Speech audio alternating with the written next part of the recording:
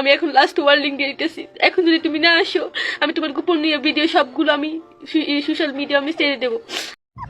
কোথায় গেছে প্রিয়? তুমি তাড়াতাড়ি যাও তোমার প্রেমিকার কাছে, না হলে কিন্তু তোমার পার্সোনাল ভিডিও সোশ্যাল মিডিয়াতে পোস্ট করে দিবে প্রিয়। তুমি যাও প্রিয়, যাও যাও।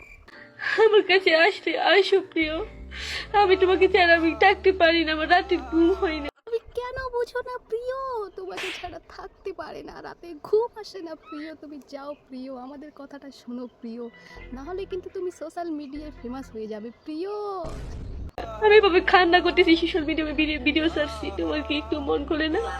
আমাকে দেখে কি একটু মায়া হয় না?